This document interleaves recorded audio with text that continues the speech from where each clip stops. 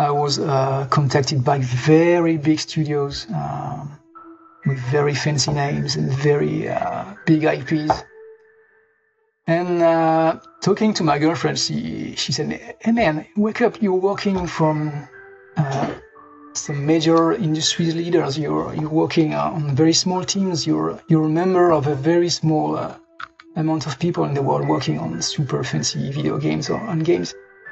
And yet you still feel like an imposter. Is there something wrong with you?"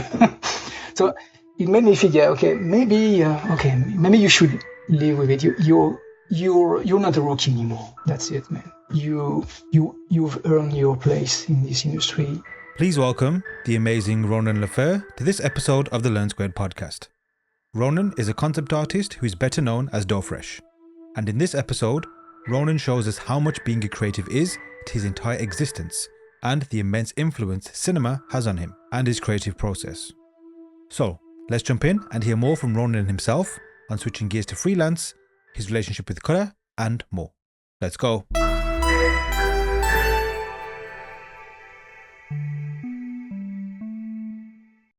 All right, let's go. Hey everyone, welcome back to the Learn Squared podcast. I'm delighted to welcome on the amazingly talented Ronan LE FUR, aka DOFRESH. The DOFRESH, I totally butchered it, but over to you, sir. Welcome. DOFRESH is fine. Thanks for having me.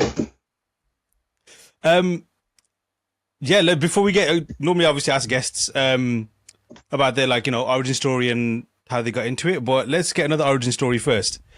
The name DOFRESH, where did that come from? Okay, it's a play on words in French. So if you don't speak French, it might be hard to translate. But anyway, when I was young, there was a French comics artist named D'Amour, and so basically D'Amour and DOFRESH is just the French version of Fresh Water and Love, So I thought this time, I'd love to work with this guy, D'Amour. And if we make a duo, it would be D'Amour and DOFRESH. It would be super great.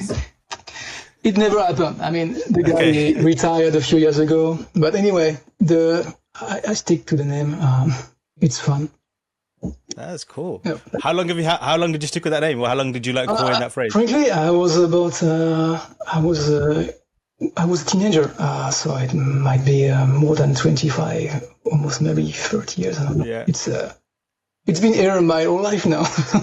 Yeah. A lot of people would just call me by this name for, I don't remember. Yeah, it's always been there, almost. Your online presence, I believe, it just runs by that tagline, which a lot of us do as well. And also, I think everybody's tagline or online name or whatever is normally formed in your teenage years as well. So I think it's very rare that it happens after that as well. Yeah, I try to stick to it but my online presence is relatively recent. I mean, I would say I'm not a concept artist for a long time. I mean, I would say about 10, maybe 12 years maximum. So I had a life before that. Let's get to it. What was that life like before? Basically, before being a concept artist and illustrator, I was in a more traditional CG artist field of the industry. I made a 3D animation school, and then I went to some studios in France, Paris mostly, working on commercials and movies. And I was in charge of rendering, texturing, and a bit of compositing. So I made this for about 7, maybe 8 years. And during these years, I've learned a lot, but I realized also that what I liked the most was not the production of the movies or themselves, but the pre-production phase, when you're trying to find the mood, the colors, the art direction of the project. So I knew that someday I would have to try to get really involved in this part of the production. Plus, when you are in rendering or composing, you're really at the end of the production. So everything, every problems tend to accumulate, and there for you to deal with. So you are on high pressure. You have deadlines. You have tons of problems to solve. You tend to spend more time solving problems than making artistic decisions. When you are at the end of the process. It's the contrary of, it's exact opposite of the guys at the beginning, the concept artists. Yeah. They have all the fun, they design the funky stuff, and okay, it's up to you to fix the problems. Goodbye, good luck. So voilà, that's it. I So to jump to this spot of the industry. Would you say it was working based on the post-production side of things? Was it more, the more you did that kind of led you to think about the pre-production side, or was there something else externally as well? Obviously you mentioned, comic book artists as well that were inspiring you when you were younger. But was it kind of like all mixed together? Yeah, I would say it was a mix. But the studio work was fine because it allows you to understand how a studio works, what they need, in fact. It's very important when you're a concept artist to understand what the studio need and do not need, what they want and do not want. But I've always been interested in cinema, in comics, in tons of things, basically. Like most of the artists around me, I mean, the CG artists, they all have a taste for graphic design and this kind of things, But some of them just think that they don't have the artistic skills to become a real artist. They stick to technical aspect of things. Skinning, setup, complex shaders, these kind of things. They don't want to jump into the more artistic process. But anyway, this is a very respectful way to practice also. I have no problem with it. When did you, well, I guess, how long, like, those are 7 years that you were doing that before you switched to concept art. Was it at the end of the 7 years where you decided you wanted to change, or was it halfway through? Like, when did that kind of time frame start to change? It was something that I felt growing in the background, And I was working for a studio. They had hired me for, basically being their head of rendering, leading a team, pumping up their skills in rendering, having beautiful renderers. Anyway, I had been working for them for about 2 and 3 years, and things were working fine. The team was exceptional, great guys. We were really, getting better. You could feel it. But suddenly, the CEO and the guys in charge of the studio decided to jump into the VR trend. It was the beginning of the VR trend. Right. New helmets, all this stuff. It was very trending, and they decided to let go all of the movies, little films we were making at this time, and jump into the full VR stuff. So get rid of everything about storytelling, in fact. And so I told them, guys, I don't want to follow you on this track. I have absolutely no interest in this kind of thing. It's too technical, and we lose something, I think. So I resigned, basically. I just, okay, guys, I'm out. Wow. It was a big decision, because it was a very well-paid job. My girlfriend was absolutely nuts when I told her. But anyway, I felt that if I kept doing this with them, I will just lose my soul. I will just get bored to death. I needed something new. So I decided to resign and try to become a concept artist, a freelance concept artist. Not working for a studio, but being very freelance. So that's it. That's how it happened. It was a switch within a day. Wow. Morning you're an employee for a studio, and in the afternoon you are a freelancer. That's it. You have to survive now. If they didn't make the VR switch and kept the current kind of like work they did, would you have made that decision still? Eventually, I guess? Probably, but probably later, I think. Maybe a year or two later, Because the guys, the team I was working with was very great. They are still friends. We are still in contact now. They were very good. We have fantastic relationships. It was not like working. Frankly, it was like having fun. It's spending the days with your friends and having fun. And Yeah. From time to time, you make a movie. Okay, fair enough. How would you describe that? Because I've had similar instances or similar experiences, like with teams that kind of, like, I get what you're saying. But obviously work is still work. Mm-hmm. How would you differentiate, because it's still a job, you still have to do your tasks, for example. How would you differentiate when it's like not fun versus work being fun, if that makes sense? Okay.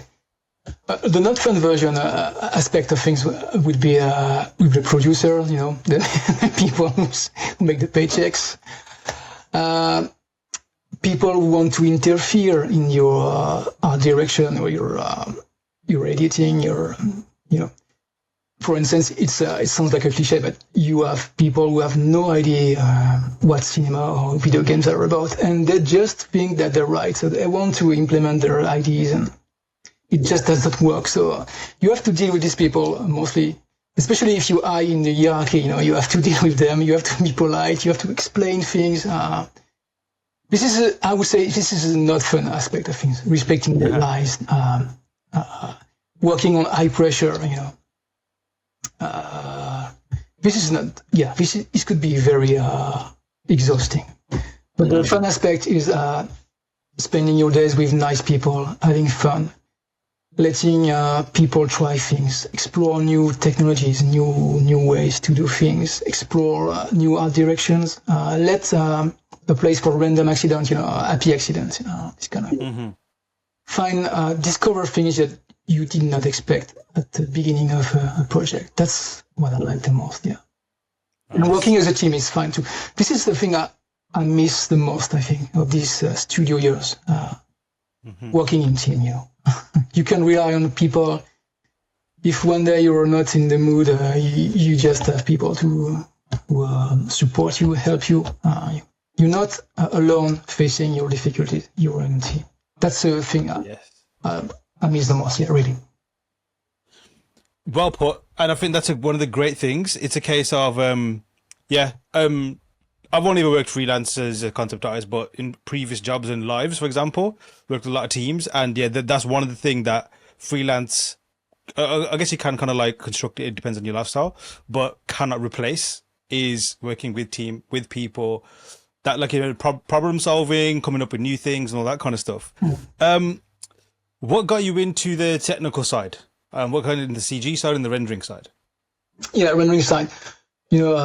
Basically learning to be a powerful user of mental ray at first, but then V-ray, this kind of thing, knowing all the little tricks that makes a scene faster to render, or knowing the little tricks to fine-tune a shader, all these kind of things. All the things you need for a good compositing, what we need in compositing, these kind of things. All these things, very technical aspect of things, but very fun too. It can be funny. So it's, rendering, texture, and a bit of compositing. That was my field of expertise. Absolutely no animation, setup animation. Wow. This is a very different kind of job, I think. And have you gone back into it? Obviously, we can get to definitely the technical side and your artist during the pathway, but the technical side, like the rendering and stuff, and I guess doing deep dives into software, whatever. Have you gone kind of back into that? No, not really. During the first years when I jumped into the freelance, I occasionally had some more technical contracts. A few weeks or a few months spent on the project for rendering, but with years, I had more and more clients relating to pure concept art. So no, nowadays I don't do these kind of things at all anymore. Plus, I think my level must have been very collapsing. But anyway, is that by design or is that by choice? By choice. Frankly, I've always been more interested in the artistic aspect of these softwares than the technical aspects. Yeah, I don't consider myself as a good technician. I learn fast, but I don't want to spend months, knowing exactly all the details, all the specs of the software. I don't like it. I just want the software to make things I need, and that's it. That's good for me. So it's a more artistic vision, I think, of things that a pure technical aspect. For instance, I will never use Houdini. Okay. You see, say, okay, it's fine, it's great, it's a marvelous software, but guys, it's not for me. So regarding, like, say, tools and obviously concept art and digital art, tools and softwares is like just a go-to, and each one has their own languages and workflows and whatever. Is it as simple as that, like just the way things have to be done in the software that makes you want to use it or not? Or is it more down to the characteristics of the tool, for example? But the thing is, having worked on many different studios, I had to learn different tools too. I had to learn XSI, Maya, 3ds Max. So I have my habits, So I know a few tools. I know them well. I know how to make them. I know how to get quickly what I want. So I stick to these tools. I know it's probably a mistake. I should keep on learning new things. But the thing is, when you're on deadline, you have something to produce. You have a tight deadline. You know that, okay, if I use this software with this render engine, it would work fine. There will be no surprises. I will get everything I want, the size I want, in respecting the deadline. So I tend to stick to some very classic tools. Photoshop. I know. Recently, I tried to jump to Blender a bit, but I know it's very different from the other software. So, but anyway, sooner or later, I know I will jump completely to Blender. Yeah. But so, what are you still using? What do you use now?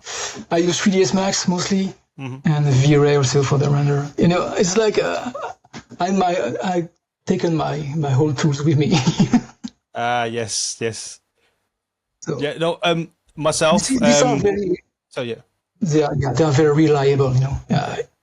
They won't let you down. That's why mostly I use them. I keep using them. That's it. I've made the switch to Blender, and before that it was Maya and V-Ray. Prior to that, although it did take me a while, so I can definitely understand where you're coming from with the. Well, I think I understand, like in terms of I haven't gotten used to it or made the jump yet.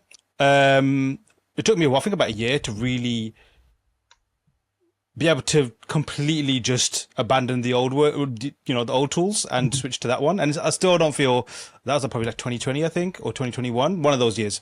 And I still don't feel like fluent in it, like as I did in Maya. Like I still miss some of that. I know you can customize it, but some of the shortcuts, some of the functionality and that kind of stuff as well. So I totally get you. But I guess one cool thing about concept art is it doesn't really matter what you use. Yeah. But before we get to your concept art chapter, I want to go back even further. What is your creative origin story? Like, do you remember like any particular thing, maybe growing up or whatever, that really? Because I guess like what I'm getting at is, for some people, it just happened organically. For some people, it was triggered by something. What was it for you? No, I think it was a constant process. I don't remember a specific trigger, but I was always interested in movies, in comics. In France, we have a very strong comics industry. So when you're a kid, you're very overwhelmed by tons of different comics artists with very different styles. So I was very in the image since I was a child. And when I was a teenager, so I discovered photography. Old school photography, with films and absolutely no electronics. So I was part of a club for a few years, and I learned a lot, and especially in terms of composition. So I understood that it's not just pure random. It's a work, and there are some rules also to follow if you want to make good-looking pictures. So it was a very, very interesting period. But anyway, I was hoping to work somehow in the image industry, but my parents, they are absolutely not in this field. So, to be honest, I made also a few years of law as a law student before jumping into an animation school. So I had a very complicated start. For me, it was impossible to work in this kind of industry. It sounds like a dream. Being paid to make images, working on video games or movies. coming from a small town in France, it looks like, man, you dream, wake up. So yeah, it took me some time, but anyway, in the end, that's it. I mean, I'm on it. So it was a long process. Yeah. Going back to the photography, what were your results in photography at the time, especially on film? And do you still do photography? I don't use photography anymore. But it was very old school, no electronics, black and white. I don't know the French, the word for this, but yeah, anyway, you have your negatives, you do all in your laboratory. It's you learn about the chemicals, the weight, man. Yes. If you're getting a bit better, you go to the color chemical for colors. It's super complicated. There are tons of buffs and different. It's super high tech. But anyway, and when you realize a nice photo and you develop it and it looks fine, you know that it's a long process. It's very technical, but in the end, you're very happy with the result. So yes. That's it. That was and you learn to fail. You learn to, it takes some time and dedication. That's that's a good way to learn how things work. Yeah, for sure. The reason I ask is I remember I'm always in college and I really haven't developed any film since, but obviously there's a segment of the course, or at least for a year, once a week, we were taking pictures, developing them, that whole process you just mentioned, being in a dark room. I still remember the smell of the chemicals and I guess the sensory kind of process as well. I think, And just obviously versus now, where I guess everything's 99% digital, or at least with tools and stuff like that. Doing a practice or a skill where there's no Control Z, there's no undo button, and it's almost like you have to get it right. Also, a diminishing resources, for example. So obviously your reel can run out, or all that kind of stuff, and budgets kind of bite a little bit more as well. There's definitely something fascinating with how it kind of wires your brain into making choices, or at least maybe forcing you to get to a decision quicker. Just touching upon what you just mentioned there about feeling like it's impossible, like a dream, to basically make images for a living. Did that influence your life choices moving forward in terms of maybe you're thinking more logically and thinking, okay, let's go towards something that is more feasible? And equally, was it the opposite? And did you kind of make you double down even more and feel like I have to find a way? For this subject, for this one, it was a trigger. I was, like I said, I was a law student, and frankly, I was bored to death. At this time, I think it was my third year. I think I was doing okay. I mean, I was passing the exams, and it was fine. But I was really, really bored, and I was working. I was part of a fanzine. Student fanzine, drawing comics, these kind of things. And one day, a guy told me, you should watch, there's a documentary tonight on the French TV talking about famous animation schools in France. So I watched the documentary. And in this documentary, there was a scene where the students were gathered in a big room, and there were people from VFX companies, video games companies, and they were begging students to join them. They were begging students to come and pay them a visit and work for them. I was like, okay, hey, guys, that might be a way to get in this field of industry. So after I realized, after having seen the documentary the next day, I took the coordinates of the school. I started to study the way they, what is the process to get involved in this school. It's so this school was in north of France, about 500 kilometers from my home at this time, and there was a very harsh selection at the entry. Most of the people who were attempting the school had already 1 or 2 years of school, of art school. Most of them had already tried once or twice to get into the school before being accepted. So, but anyway, I decided to give it a try. I gathered a few sketches I had made in my spare time. I went to the exam. and the rate of acceptance was about, I think it's about 5%, so there was several hundreds of people.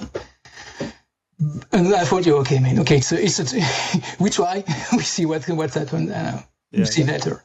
But anyway, against all odds, I passed the exam and I was accepted on the first try without having a strong artistic field in background. So I don't know why, but I think they felt something. Maybe I was a bit older than most of the students, and also I had a very how could I say that? A very strong knowledge of cinema, VFX, animation, kind of things. So that sense did. I didn't have the basic knowledge for drawing and this kind of artistic things that you can learn later. But I had somehow a culture and a creativity that this guy might be interesting, so let's accept it, and it works fine. So. Excellent. Thanks to them. Oh, that's super inspiring to hear. I know for a fact there's people who listen to this either at similar points, maybe not specifically like trying to get in somewhere, but trying to break through, or at least trying to make their mark. But in that situation, like I guess your mentality, obviously you're faced with this, not impossible, but it was definitely something very difficult. The difficulty rating was high. In that situation, obviously it's a while ago now, but if you can remember, did that intimidate you? Did that make you more motivated?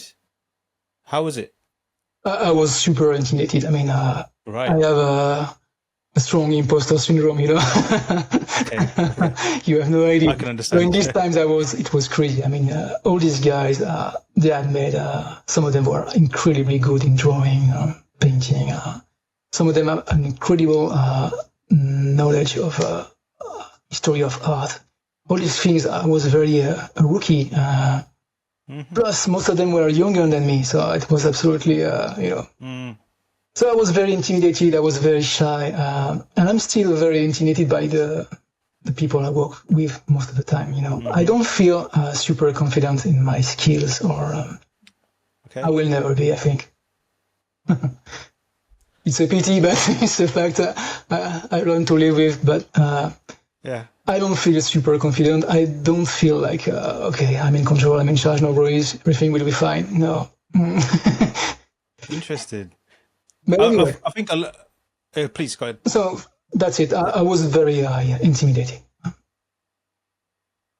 Wow. So in that situation, especially when you kind of like have to turn up, you have to deliver. It's not a case of, obviously there might be, but let's paint it a very extreme way. Let's say this is the only chance and you had to get through. Obviously you're intimidated, which is definitely a natural feeling. Like it's very few humans in that situation will actually get excited and be like, yes, I want to do this. That's probably more like on the psychopathic kind of like spectrum, if that's the case. But nevertheless, you got through and you delivered. Equally, for some people, you can choke under that pressure. You can choke under that kind of like, maybe because you're overthinking or whatever the reasons might be.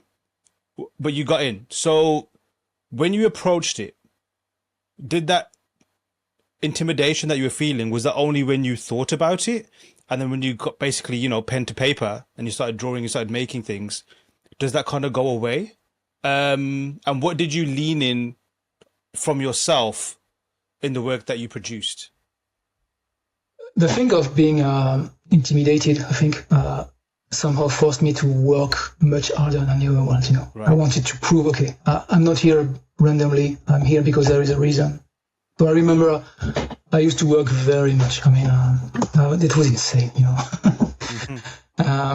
Plus I had a student loan to pay, for the school. So I knew that the moment I got my diploma, I would have to find a job. I would have to work and to earn some money to pay back this thing. So I was not here on vacation, It was right. It was very hard work.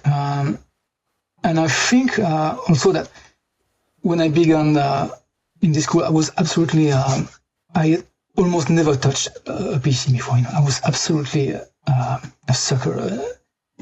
Okay. I did not know anything about computer imagery and this kind of thing. So I had everything to learn. And most of these guys around me, they already know how to use Photoshop, Illustrator, these kind of things, So I was one reason more to feel intimidated.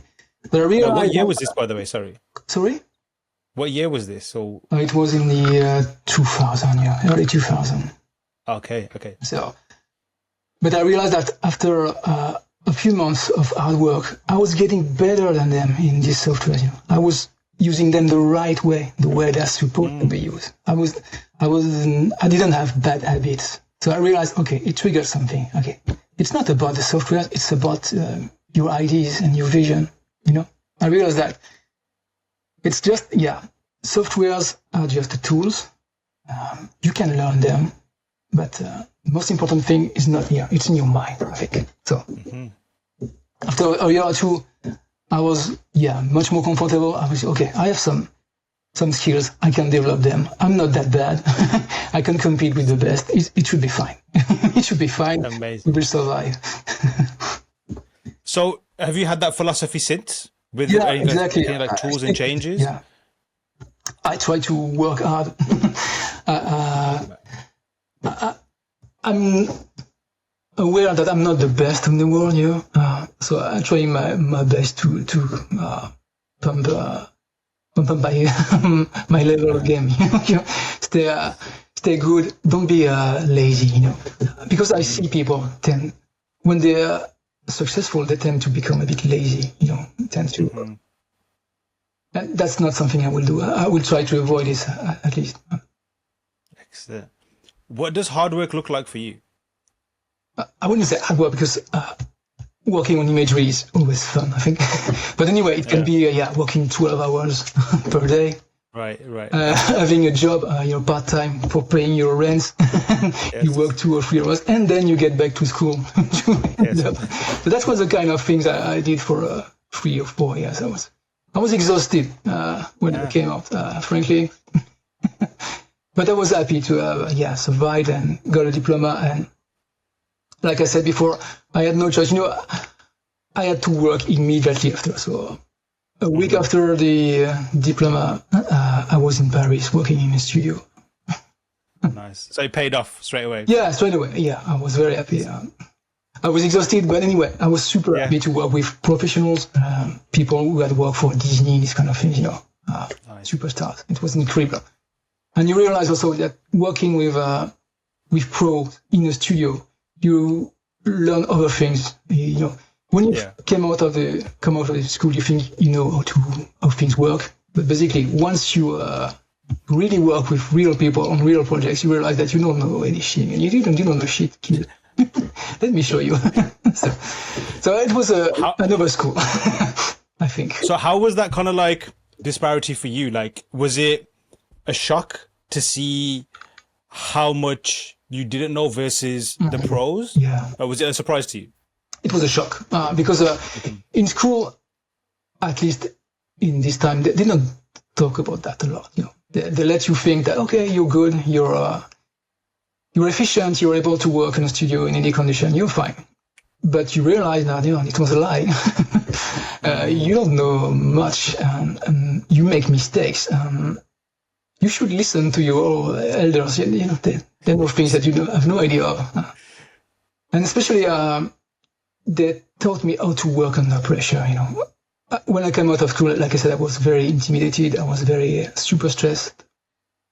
And the guys, all guys in their 50s, they have been through a lot. So, hey, cool down, man. It's just a movie. We're going to survive. Yeah. Keep cool.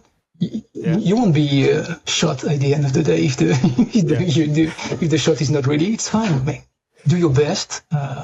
Be kind. Learn, and you should be fine. Yeah, and that sounds very cinematic in itself. That's like a classic, I guess, Hollywood script. Exactly. You have the rookie, then you have the experienced head saying, chill out, bro. Exactly. Don't worry, you'll be fine. They're super fine, super nice people. I mean, they're very happy to explain you things. Even if they are, super experienced having worked on super famous productions and IPs, they're always friendly and happy to help. So that's also a good lesson, it's an industry where we don't like much to work with fuckers, you know. Of course, yes. That's one thing that I don't think will ever age out. Yeah, a team would rather hire someone who is a bit less talented but cool, rather than a super talented but a douchebag, you know. Yeah, well put. So well put. Speaking of, like, you know, the experienced heads and the older heads that you worked with, obviously there's a difference with what you get taught in school, and not only just like art school, I guess even in life as well. Like when you taught as a child before you get into the grown-up world, so to speak, there is a shock to the system then sometimes as well. What would you say, maybe it doesn't have to be one, maybe it can be a few things, that you learnt from going into the studio environment, learning from these experienced people that you did not learn at school, but that was a big lesson for you? It's hard to tell. I think I've learned really that teamwork in the studio is vital. I mean, it's you have to work as a team. You have to listen to your your leader. You know, you don't act like a maverick. You know, it's a teamwork. It's a team process. Don't make bullshit. If something is wrong, tell it right away. You know, if you make a mistake, don't wait until it gets catastrophic. Just tell it right now. Act like a pro. If there is a problem, act like a pro. Deal with it. Be honest. I made a mistake.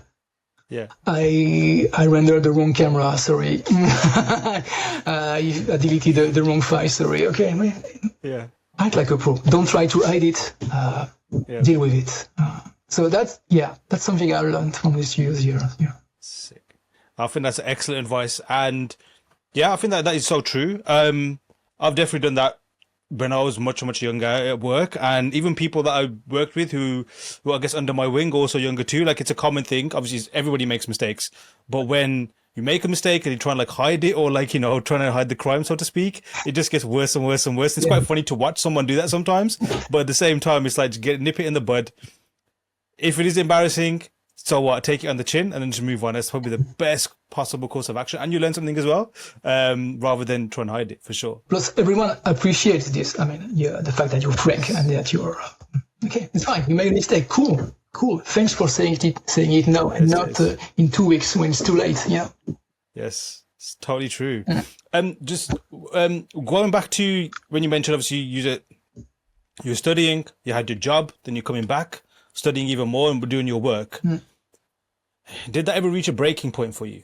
Or was that kind of, you clearly have been pushed to your limits, but you must have been, you know, it must have been intense. I should say yes, but no. In fact, no, I didn't, because I was very super committed.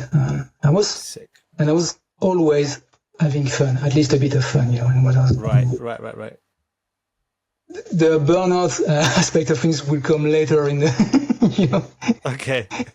But when I was a student, I was still young, I was still fresh. You know, you can work for hours and feel fine. How much sleep were you getting around that time? Well, around 5 or 6 hours per night, but it's fine. People make worse. I mean, that's true. So, concept art. It must have been stressful leaving your job. Did you have anything lined up, or was you completely just clean break? Complete leap of faith. I was absolutely stupid. Don't do that. Don't do that at all, please. Think before acting. That's my advice. Anyway, I knew that in France I would have some kind of an employment, but anyway, I would earn a bit of money for about 1 year before being absolutely out of money. Okay. So I was having somehow a kind of security, basic financial security. So like I said, it was a very leap of faith. And the next day after I resigned, I said, okay, you want to be a concept artist, but you don't have any portfolio. All the things you have Nothing done, at all? Was it completely empty? Completely empty. All the things I had done was basically for movies, video games, animatics, commercials. Not the kind of things I wanted to do. Not the kind of things I was keen to do. So I said, okay, take a few months and create your portfolio with the things you like to do, with your current level of skills and put them on ArtStation. In this time, ArtStation was very super trending. So okay, I said, okay, let's do it. I will work like an in an office, 9 to 7, working on my portfolio. So, and I started with something that I never had the opportunity to make during my professional years, making horror and sci-fi things, sci-fi images, which were very rare. In France, it's very rare. This kind of production is very rare. So I made this kind of things. And I thought, okay, you do it for 1 year, you flesh out your portfolio, and we'll see 1 year from now if you have some clients. If not, you will go back to a studio in Paris or wherever. And that's fine. At least you will have tried, But anyway, I started to produce some images, post them on ArtStation. And in this time also there was a curation from ArtStation, the staff could pick images. And so some of them were picked. And instantly, a few weeks later, after I started posting them, I started to receive offers from potential clients. And after 3 or 4 months, I was starting to make money with this kind of contract. So I started to think, okay, maybe it was not a stupid move. Maybe it was a good idea, in fact. So it was fine. But I feel lucky, frankly. I really feel lucky. And what time was this? What year was this? It was about 10, 11 years ago, so it was okay. 2013. It was, in this time, ArtStation was really the place to be. Yeah. So the fact of being, picked by the staff, put another light was very convenient if you were trying to find some clients or at least some, So anyway, that's how it started as a freelancer. And what has the trajectory been like in your career since? Has it been a steady, nice trajectory? Have there been bumps and obviously, maybe crises down the road? Frankly, not. I've been very lucky too. I mean, I didn't have to face any major crisis in my career. Nice. I was never really unemployed. Each time I left work from studio, it was because I wanted to. I mean, I was never fired.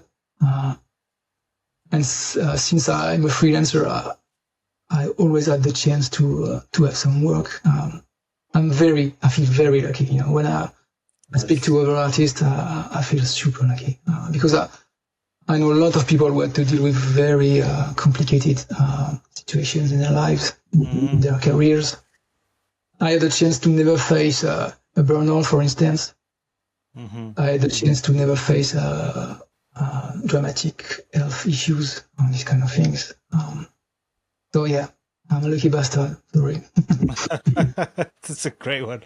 I think that might be the title of the episode. I mean, I definitely get where you're coming from, especially on the luck side of things. At the same time, with luck, you have to be in a position to capitalize on it if it does appear, if there's like a measurable thing. But how do you interpret luck? Because that you have to be good at what you do. Of course, there's like other factors that you cannot control, which I guess that's definitely you could define as luck. But at the same time, somebody who's has no interest in this, doesn't even actively partake in being an artist, for example, can just be a good one tomorrow, unless it's dormant within them. So how do you reason with luck? And I guess how do you reason with how things have played out for you? Have you thought too much into it? I think luck is a part of the equation, But if there is only luck, if you only count on luck to get a job in this industry, you will fail. I mean, it also requires a lot of hard work, dedication. It's a combination of luck and hard work. But anyway, in the end, at the end of the day, there is always a bit of luck. You meet the right person. You're recognized by someone in the industry who happens to like your style and hires you, these kind of things. But if you don't work, if you don't show what you can do, if you're lazy, it will never work. And if you act like a douchebag too, I mean, Yeah, of course. Yes. you will build your legend very quickly. So no. So yeah. Oh, well put. Do you have a bit of an odd question? Do you have a favorite bit of luck that you've experienced, or more profound one? No, I think there is it's a cliche. So yeah, you provoke luck, by Yes. working I like hard. that. But That's a good one. yeah, you try, you dig your stuff, you get better in what you do, and somehow with a bit of luck, somehow it will pay off. But I've never met or heard of someone super lazy coming out of the blue and having a super successful career. I don't. Maybe it exists, but frankly, I never met anyone like this. Yeah, me neither. Me neither for sure. Yeah. What kind of things have you worked on since? So you're freelance now. You get into work. What kind of projects have you had, and how did they come about? Typically, as a young freelancer, as a rookie freelancer, I was involved in very small productions. Typically book covers, some very small budget video games, these kind of things. Tabletop role-playing games. At this time, they used a lot of concept art and freelance artists. It might have changed because of the generative AI rise, but anyway, at first it was very small scale and small budgets contracts. But with time, I was contacted by larger companies, mostly video games companies, and I started to work on more high budget productions. But I never, this is something strange, so I never tried to send my resume or my portfolio to studios. They always reached me, in fact. I was lazy on this aspect of things. Maybe I've tried a few times, but I was denied. So I think, okay, cool.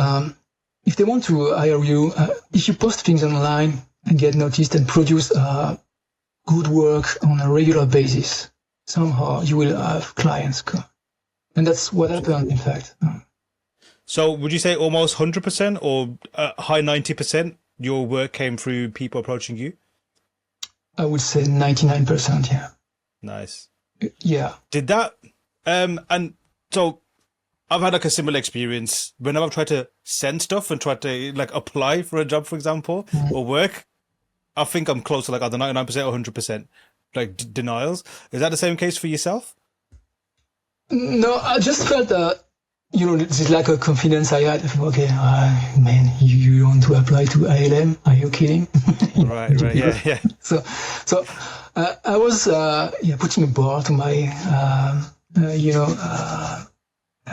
I was intimidated. I was not feeling at the right place. I was very feeling like a rookie, like a beginner. So I was do your stuff, learn your work as a freelancer, learn with small companies, small budgets, and we'll see later if you're good enough to join a bigger company or big IPs. We'll see.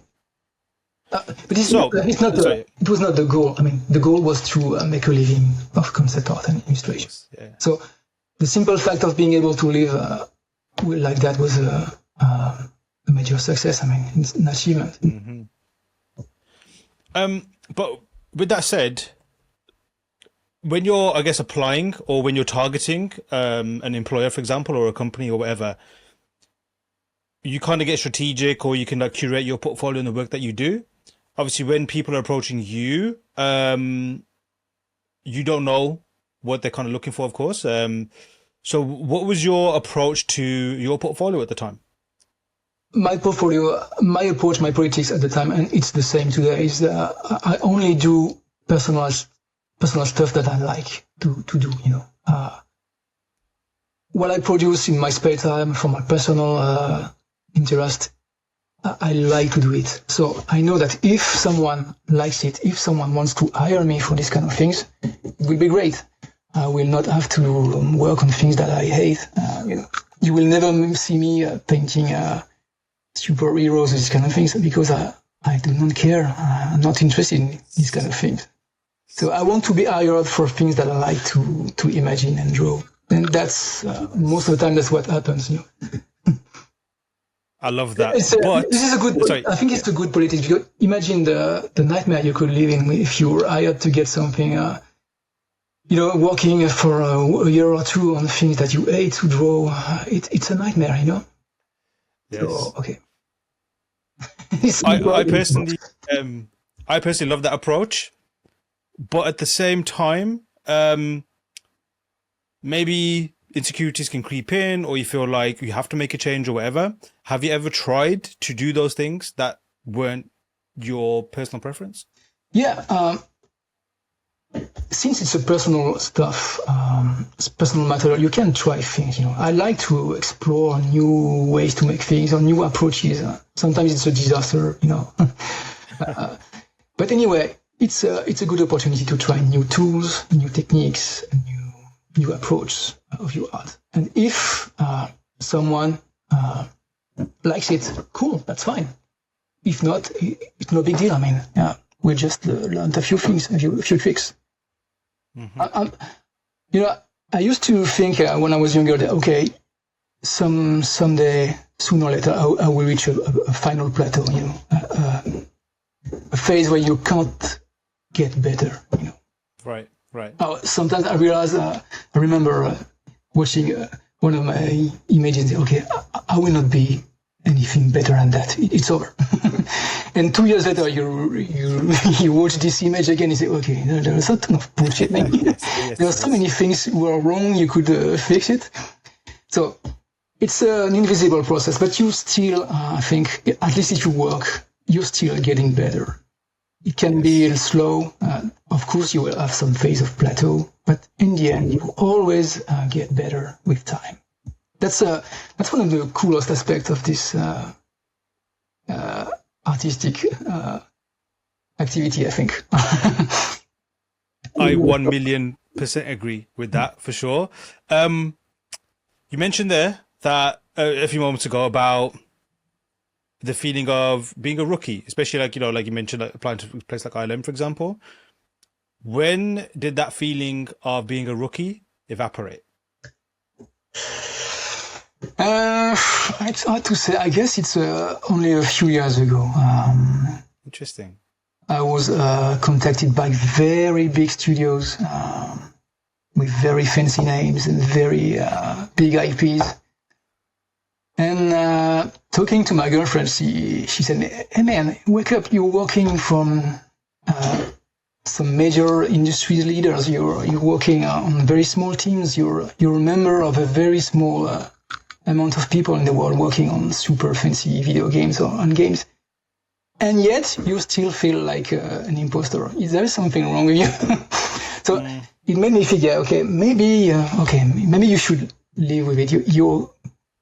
You're not a rookie anymore. That's it, man. You've earned your place in this industry. Mm-hmm. Relax now, okay? Just keep working, but relax a bit, It should be fine. You will survive once again. Yes. How did it manifest for you? Like just relaxing? Was it more freedom in your work? Did you see your work differently, even yourself? There is no big difference. Just a kind of stress release, being more cool, being more creative somehow, during the work. Speaking with art directors on major movies or video games, most of them are artists themselves, so they understand what you've been through. They understand your vision of things. And they tend to let you explore things, test. They tend to let you fail. That's something you don't have in small budgets or small projects. Something you tend to have more in big stuff. They allow you to fail a bit, at least. That's fine. That's part of the process. Okay. And that's very cool aspect of things. I think. You're not judged because you made a wrong decision in your design, or you made a poorly finished illustration. It's fine. No one gives a shit. We know you're not here by randomly. You're not here by mistake. We know you can deliver. So keep cool. We have some bad days. It's fine. It's always been like that. I'm super stressed to see your mental, which me down. No, that's super well put. What kind of projects do you like to work on? And is that even a question that's valid? Movies, basically.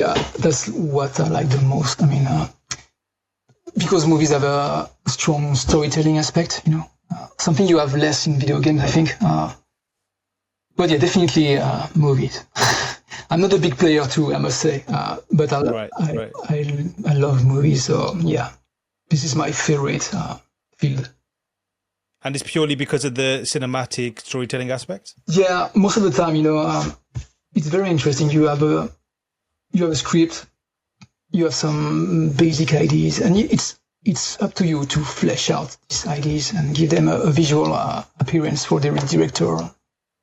And you can somehow inject your ideas into the script. You draw something, and then the director likes it and incorporates it into the story. It's very interesting. You have a very strong influence, I would say, concerning the overall project. In video games, it's much it's more rare, I think.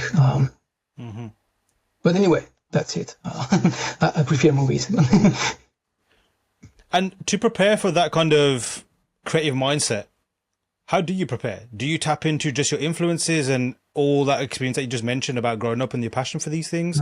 Or do you do deep dives, forensic analysis of cinema and all that kind of good stuff? No, I must say I rely mostly on my gut, on my culture. I know I've been reading tons of comics. I've been seeing dozens, hundreds of movies, and some of images are somehow printed in my mind. Yeah. It's like a pattern. So if someone gets inspired by these things, I recognize them, and I try to re-inject them in my work too. It's like sharing some knowledge and cultural references with my fellow concept artists. When you work with people, video games, art directors, I would say, you realize that you share a lot of references, and it can be cars, it can be planes, it can be artists, it can be comics, movies, whatever, historical period, this kind of things. You share a lot of things, and that's what I use on a daily basis.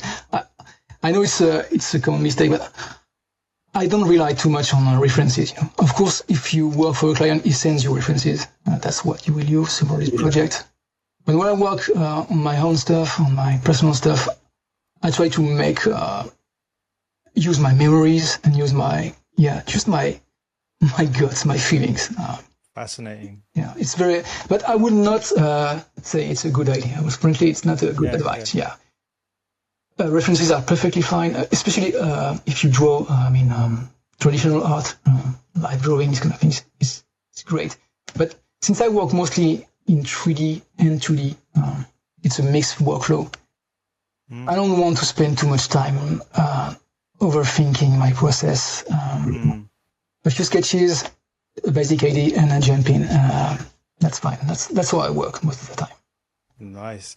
So one cool thing about the power of, I guess, references or inspiration is basically kind of gives you like either a complete blueprint or pieces of a blueprint to build off of, or even help you add some authenticity to something that you're making. What is it?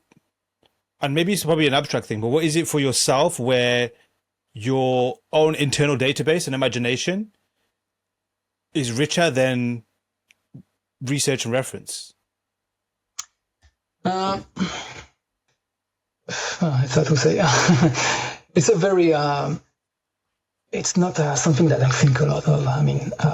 Okay. You start something and then it's like it's a pop-up. Okay, I remember something. Oh, it reminds me of something I've seen a long time ago. Or I remember this artist or this, and you inject it in your image.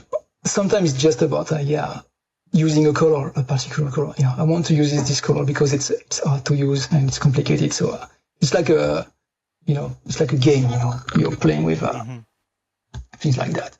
But the fact also is that I work mostly with clients from the US, and having growing up in Europe, it gives you a different visual culture. And this is something that I like a lot. We have not been exposed to the same artist. We share some of them, of course, but we have not been exposed to the same kind of art, especially sci-fi art. So I can inject this European French approach in my things and see something that, they like. It's a bit exotic for them, So they like it. So having a strong visual library, Fenzo was talking about that. I think build a strong visual library, especially in your childhood when you're young, because you can't build it later. It's too late. The sooner you get it, the better it is. So that's true. Expose yourself to as many artists as you can: movies, video games, books, comics, painters, whatever. It will be somehow you will digest them, and the more you have, the more interesting it will be. In fact, I think. What do you tap into? So you mentioned obviously like your local culture, just your experiences growing up. I think that's a fascinating observation to make, where obviously the clients that you're working for, the differences of, I guess, of origin is what kind of like, is there a kind of missing link, I guess, or kind of adds the extra kind of like spice to what they're looking for? What kind of things do you tap into? I think I like to be. To be the missing again. I mean, to fix it. When you work for someone, they're expecting something for you. They hire you for something, but sometimes you provide something completely unexpected, and anyway, it works fine. Nevertheless, That's what I like also. This is not art science, This is art. You never know where things are going to end up. You don't know what will be happening during the process. Most of the time, there is no surprises. You end with a very cliche finish. But sometimes it takes a very unexpected direction. That's like the most. It's a back and forth process between you and your client. So, on the flip side, when you're on a project, when you've been given a brief, what do you find the most challenging or difficult thing or aspect to resolve? I think the most difficult part is to understand what they have in mind. Basically, you when you meet a director, or art director, you don't know him or her, and you have to understand what are his or her tastes, what he has in mind, what he wants to convey in this project. So sometimes some people are very easy to work with. They let you a lot of freedom and let you explore. And some of them are more tricky. They have a very complex and precise vision in their mind, but somehow they are not able to express it in text. And you will have to find a way to somehow find an image which suits their needs. It can take time and can be very frustrating also. But that's the most difficult part, trying to understand what they have in mind and deliver something that they're happy with. Even if sometimes you realize that they hired you for the wrong reason. They hired you because, okay, cool, he makes cool, fun stuff. But you realize that what they want is absolutely not what you produce on a daily basis. For instance, I tend to use a lot of vivid colors in my work. And I don't consider myself as a character designer.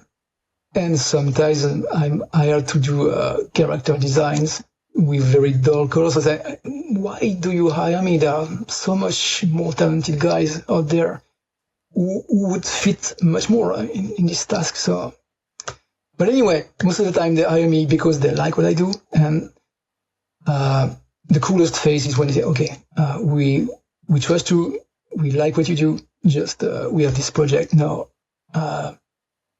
Do your stuff, do your magic stuff. Try some things and let's see what you can produce within 3 or 4 days, and let's discuss about it. Absolute freedom. You have a piece of script. You're free to do whatever you want. No limits. That's very rare, but it happens sometimes, and it's super cool. Yourself as an artist, particularly your personal work, how would you describe what you do? I would say illustrations, basically. This illustrations, because it's a very figurative art.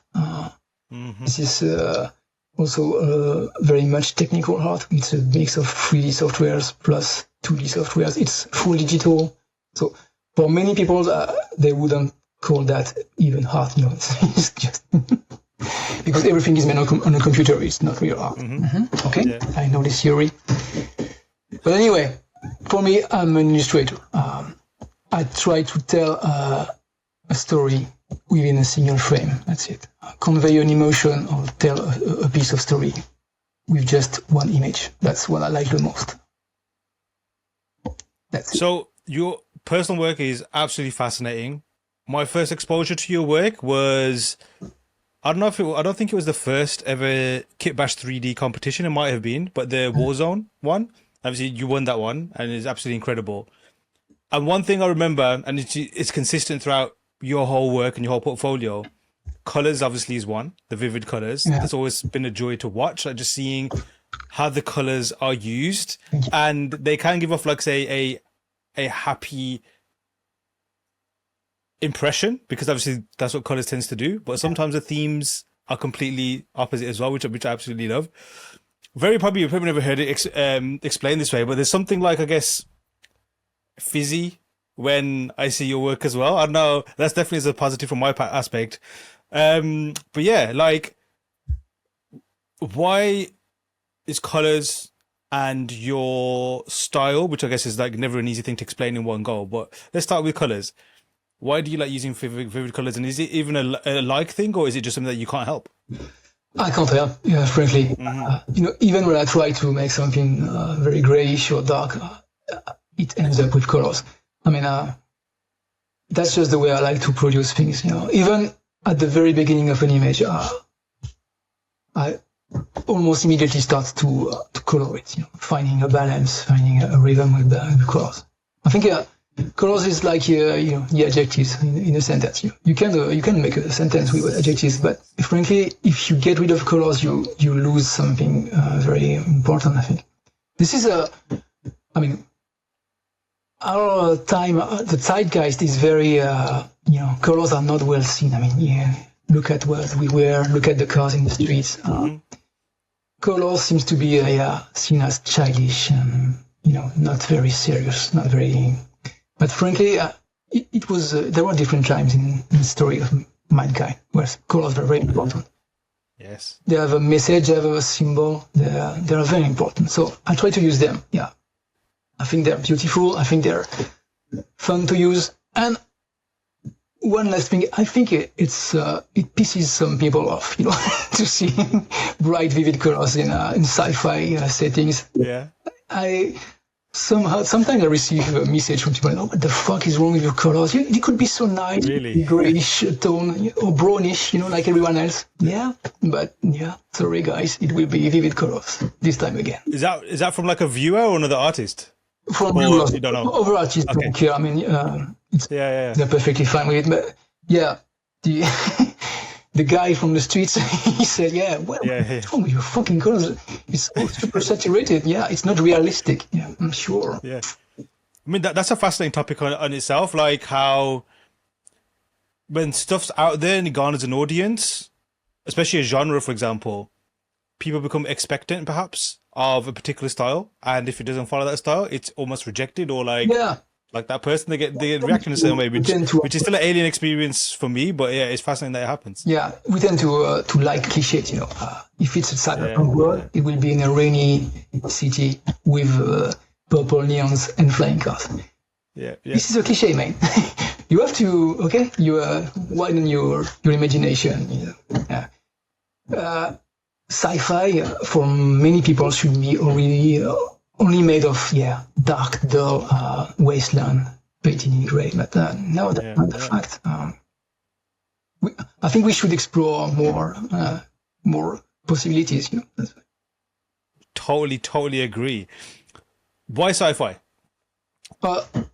Because since I'm a child, I used to read a lot of sci-fi. I was exposed to tons of movies. This is the genre I like the most, you know, much more than fantasy.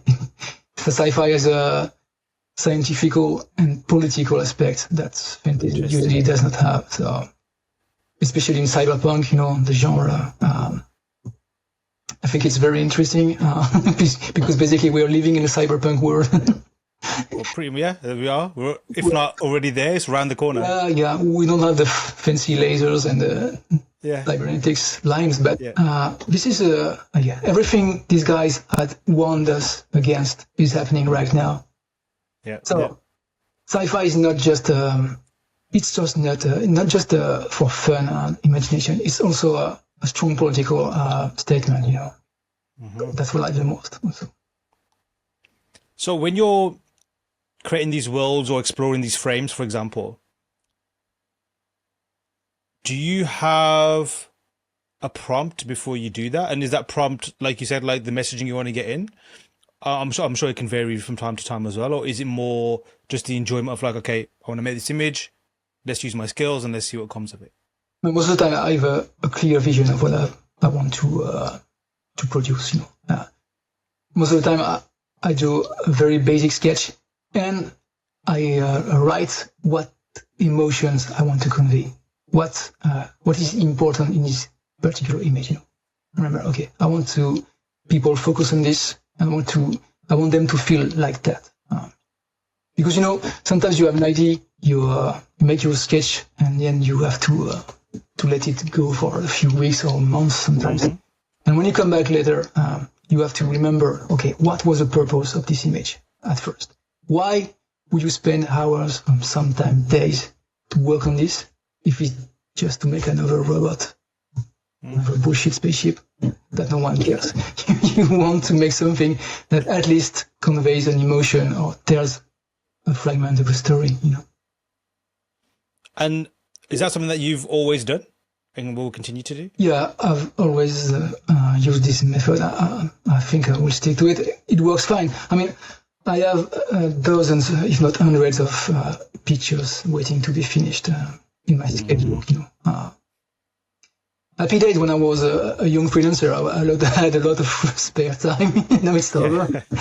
So, but anyway, I will stick to this. You know, if an idea pops up, you should write it down. You know, keep something. Keep a copy of it.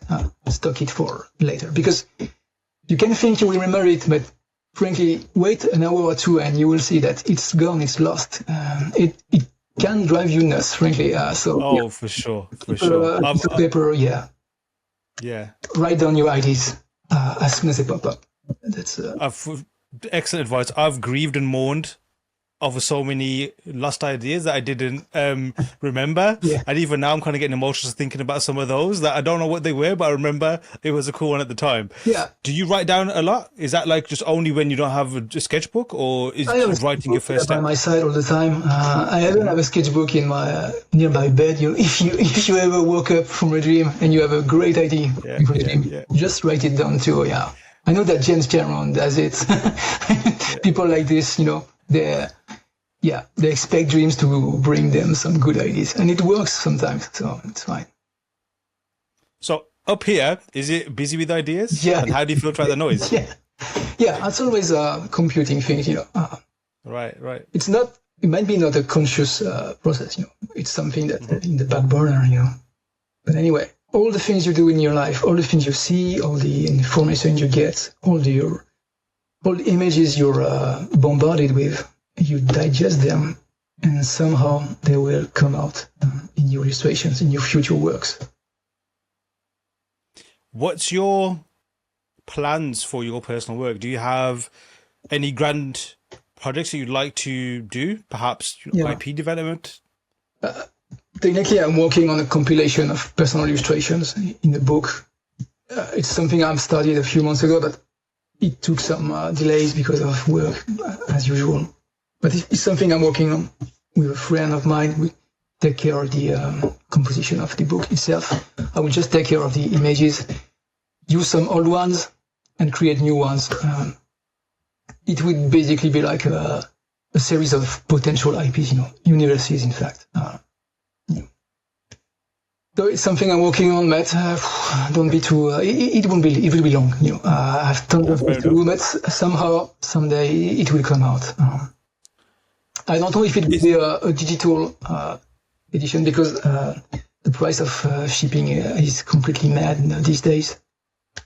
But there will be, I guess, a digital version and a physical version of it. But something.